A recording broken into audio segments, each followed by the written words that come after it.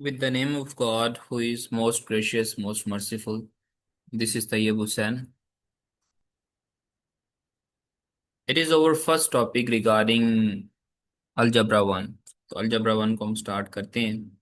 जो पहला टॉपिक है हमारे पास वो है कलेक्टिंग लाइक टर्म्स। ओके, तो हम अपनी स्क्रीन को शेयर करते हैं यहाँ से।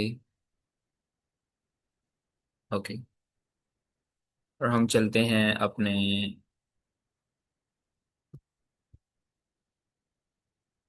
फर्स्ट पीडीएफ की तरफ। Simplifying expressions. ओके, अब पहला क्वेश्चन जो है हमारे पास वो है a+a+a। This is the white board.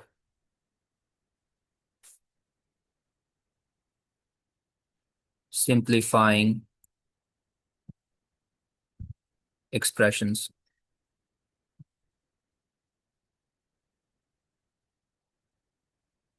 First question हमारे पास क्या है? a+a+a।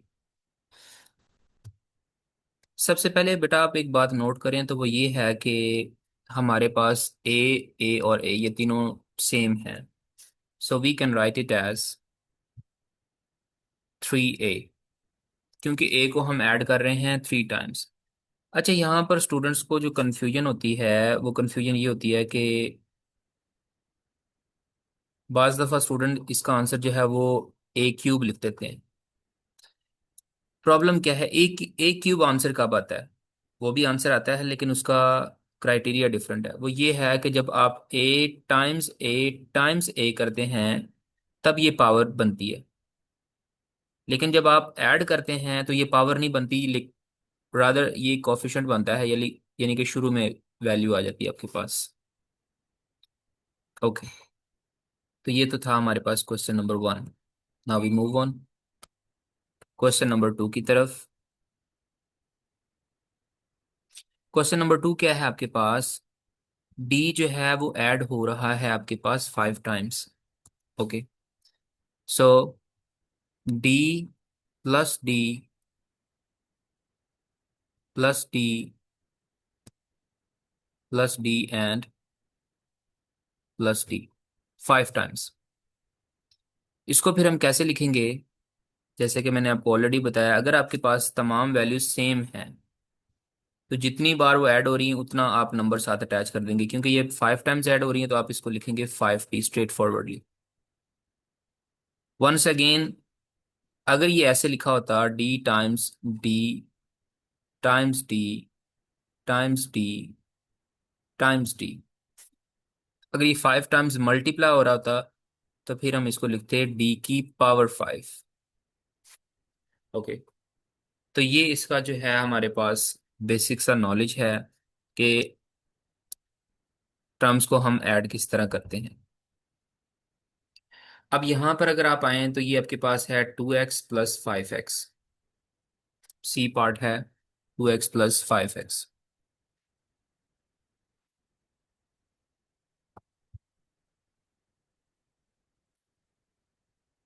So solution, once again आपके पास ये लाइक टर्म्स हैं। लाइक टर्म्स कैसे हैं?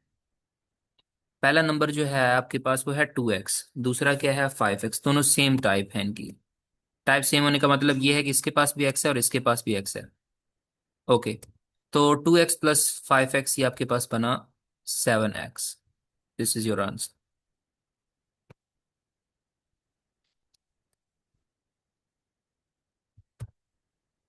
नेक्स्ट ये आपके पास पार्ट डी है। अब इसको देखते हैं, पार्ट डी क्या है? वो है आपके पास 4b+b।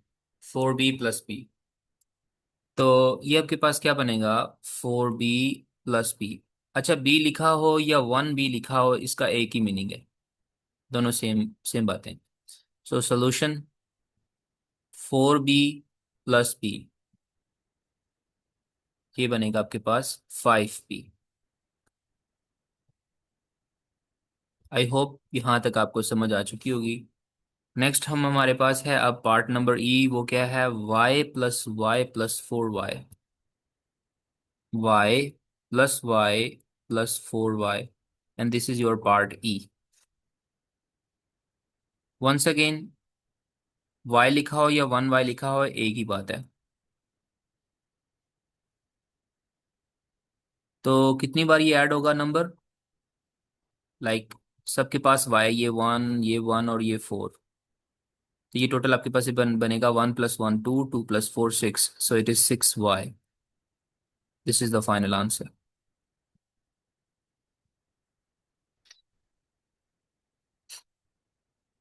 इसी तरह आपके पास पार्ट एफ भी है।